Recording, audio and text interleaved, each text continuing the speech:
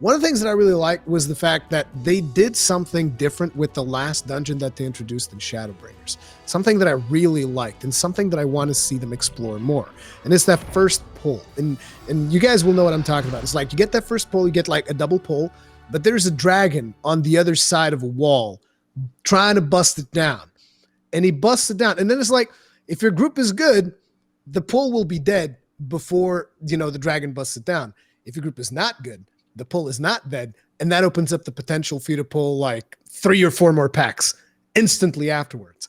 And it's like, I liked the non-linearity of that, where it's like, if you have it shouldn't be just dependent on performance. Like I would like to see other interesting things take place, but like I liked seeing them move a little bit away from that formula of like, okay, it's 2 pulls in a wall, 2 pulls in a wall, and now a boss, 2 pulls in a wall, 2 pulls in a wall, and now another boss, It's like, that's kind of how it feels, right? I think they've gone more to 2 pulls in a wall every single expansion. I think Shadowbringers dungeons, in my opinion, are only better than Stormblood dungeons because my expectations were more in line with reality. But I'm talking specifically about that last dungeon, like that pull that I'm talking about. Right. The fact that the dragon could bust through versus the dragon could bust through. It's a slight variability, yeah. So dungeons at this point have moved to being narrative exploration, in my opinion. With the they have become more beautiful and more about expanding on the story than ever before. The importance of the bosses we face, the importance of the locales we go, they are more significant now than ever before, in my opinion. There's a couple times in ARR that would rival, but I think like Shadowbringers has really leveled up the amount of cinematic. And there is a middle section of Pagelthan where, as a WoW player, we have to do a kind of vehicle section. And my first time through, I was like, oh God, are we going to get to bomb something? Like, I was so excited. And then you don't, you just ride the vehicle. And like, it was and so I will say what I'm taking away from you that I will agree with is there are opportunities that they're still leaving on the table in dungeon design where they could make them way less linear, especially with the change where trash mobs are no longer going to grant experience. Now it's all about get to the boss, survive the boss. That's where your reward is. Not only the loot, but the experience. And so now, in my mind, I would love to see dungeons explorable. This would require an enormous amount of foresight because Blue Mage is always 2 years in the past. But I would love to see a dungeon have areas you cannot get to without without a Blue Mage or without like things that we don't know they're there until 2 years later. And then we go through that dungeon for the first time and there's like a new boss. Right. There's a pathway that only they were able to Blue Mage. Blue Mage or Beastmaster or other limited job, etc. Like that would be unreal. Amazing. Yeah. Because that's what hard modes are, right? It's a chance to re-explore the same locale. Like, let's bake that in. Dude, the Unreal system is coming. It's very different. Instead of revitalizing old content, you're now designing new content that will one day be old content. So I have to ask you guys, because you guys have played this game way longer than I did, and probably way longer than that's healthy. But we take pride in that. But I mean, with people more unhealthy, so we're doing great.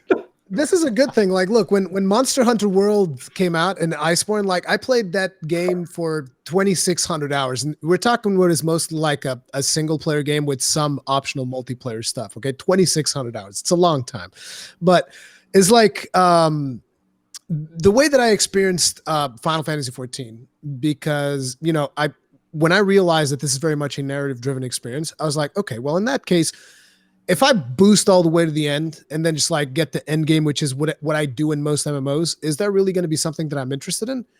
Considering that this game scales you down when you're doing things, wouldn't it be way more interesting if I would just go through the content and like experience all of the dungeons, experience all of the raids? Like, I actually got a group of people when I was playing through the game and I was like, guys, I want to do coils. And streamer privilege, I got to do coils. And in a time where literally no one was running them. Because like now with the Asmongold flood of people coming in, right? Like there's people actually running coils. But back when I was leveling, there was nobody running coils. So I go to my stream and I'm like, guys, I need help. I want to run this content just to know the story. And, I ran that. And so for every expansion, I did this, which is like, I would do every single bit of content there is there in normal mode before I move on to the next expansion. So I got to experience all of the hard mode dungeons, all of that stuff. And why did we lose hard mode dungeons? Like, what happened there? Because that was, to me, the first time that I just go into Sastasha hard, right? Like, I'm just like, oh, there's this thing, Sastasha hard. I assume it's just Sastasha leveled up for level 50. And then I'm just like, no, wait, this is a new dungeon. Hard was a translation error that they stuck with, in my opinion, as a word selection. Yeah, it implies something that's not. So what happened there? Why did they move away from that design? Because like that is something that I would like to see in chat in Endwalkers. Like bring back hard dungeons. Like give us more dungeons. I love dungeons. My favorite thing. I think it's because we got Deliberum and we got Zadnor and Boja in reality, and I think that there's a physical human resource limitation that Square Enix is under, and as much as we want, and that's actually one of the reasons why Chris and I have been blamed for the Asmon Rich thing. Literally, like people. Yeah. It is the work to game. Brian and they weren't coming over, but we invited them. And it's just hard. And I don't even think I think Rich said work to game once because someone said it in chat. You know, it's like literally, it's like they could care less. It's probably us. He's probably just reading our name. You know what? If it's benefiting you guys, then we will take full credit. But beyond that aspect, that I think we've seen kind of a shift. I think when it comes to that, I miss the hard mode and the extra dungeons because I do enjoy dungeons. But here's the rub. Here's the problem: is that the dungeons, once known, haven't evolved in a way that are satisfying to me.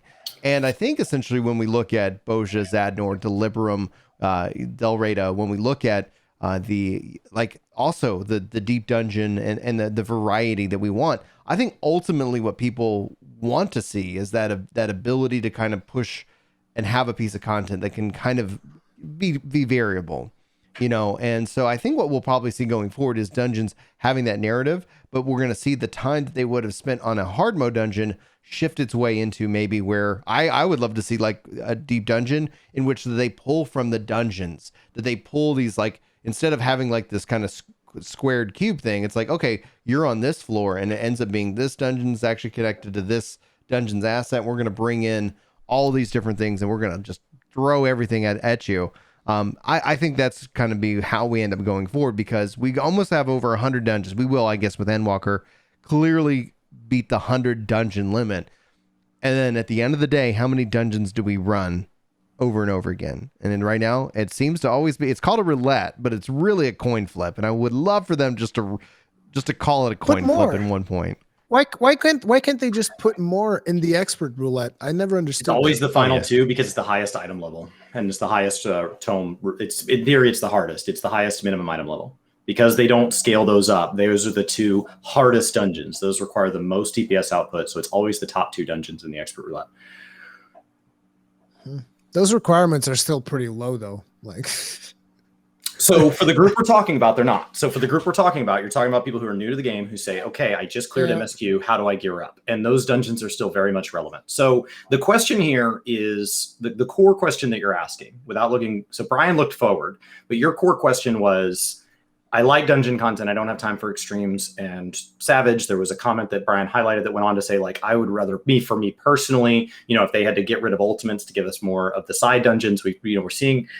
For this kind of concept, I will tell you what Square Enix does is they iterate. Everything is iterative. It's never new out of thin air. Nothing has been new. They have never invented anything that's totally brand new. If you break down the content's function, the execution has been new. We didn't see limited jobs coming. We didn't see Eureka coming, but the core function is not new.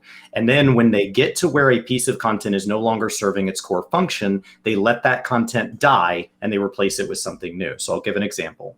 So the squadron system was designed to allow you to be able to explore the dungeon content without a party, because people say this is a single player RPG, but obviously it's not, because the moment you get to Sastasha, you have to find other players. So the squadron system was a way to allow players to explore the dungeon content in the game, but the squadrons were limited. They're only so smart. It's cumbersome to get into. It never quite does that. The game at the same time was moving to a point where with the Shadowbringers content, they were looking to give the Alliance Raid series over to being crossover content, which is the single largest piece of content we've ever had that was not Final Fantasy XIV exclusive lore.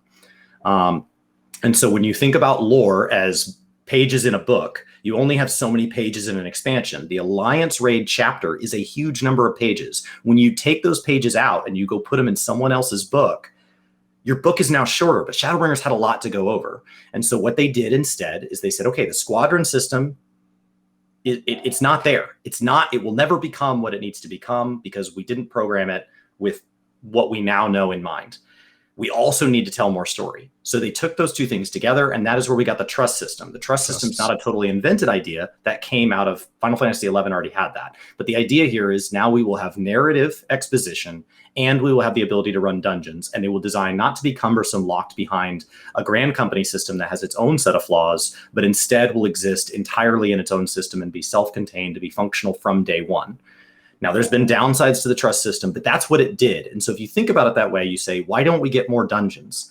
Because what dungeons do is dungeons are casually approachable content for people that want to do their battle jobs. They want to be able to get loot for glamour. They want to be able to get tomes, and they want to be able to play with their friends in content that doesn't require that I get 7 friends together. It requires that I get somewhere between playing by myself up to as high as 3 friends. That's what we want.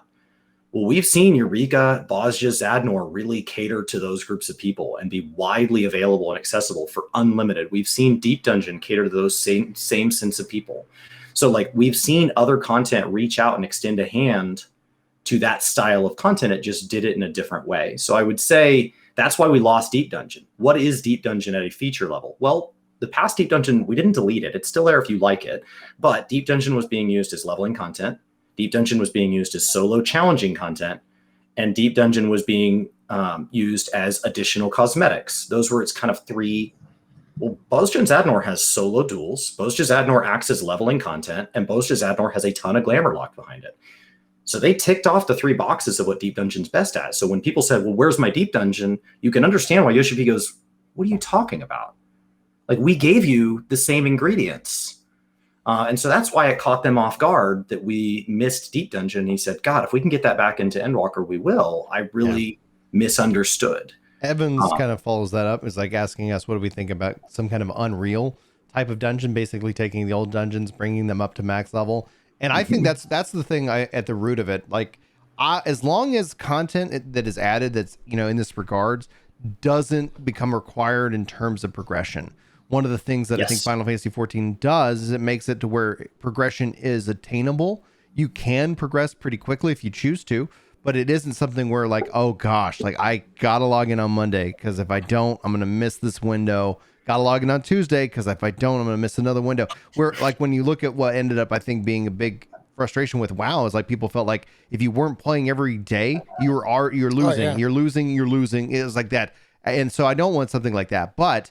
That's what I kind of brought up the big 100 dungeons number. Like we have all of this beautiful content.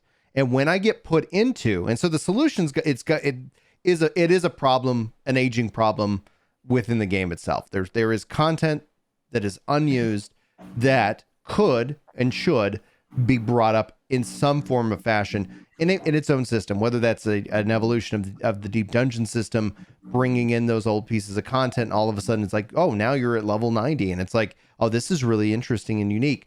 Tying it into some form of personal challenge and its own style of progression system. We've talked about if you sit here and tell me that like sub jobs are coming into a Deep Dungeon system or into the next relic system, like, thank you. Like all of a sudden more personal choice, more that old school RPG without breaking what people hold to be sacred, which is the story and the raids. So you keep that, but you move it into its own little box, its sandbox itself. And all of a sudden you have a winning idea. So Unreal Dungeons or however they want to kind of bring that about. Yes, because the side of it is that when I get matched into an old piece of content, I am thrilled. The downside is I'm synced and I don't like that. So it ends up being like, oh man, I haven't seen this dungeon in 4 years. Oh, A, nostalgia kicks in. B, it's a good freaking dungeon because they make, I think, really cool content and fights. And so then it's a matter of, do I really remember this? But then it's offset by the fact that, man, how cool would it be if I actually could use my full kit? And we've been under that debate over quite a bit. So I'm all for that, Evans. I think that's a wonderful idea. However, it ends up getting executed. Go ahead, Rory. I even have a name for it.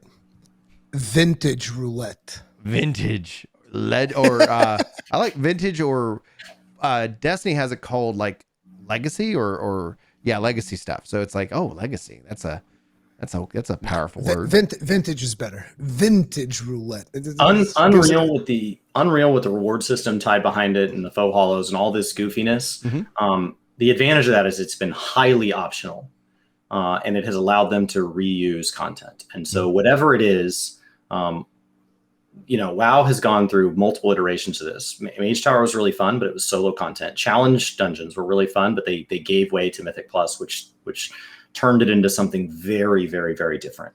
And so I think that whatever it is, it needs to remain optional. I love the idea of getting bonus dungeons, that people don't have to clear. I love the idea, but when we look at the total amount of content we're getting per patch, it's bigger than ever before. We rebuilt a city last expansion. Like the total amount of content, the theme park is enormous now.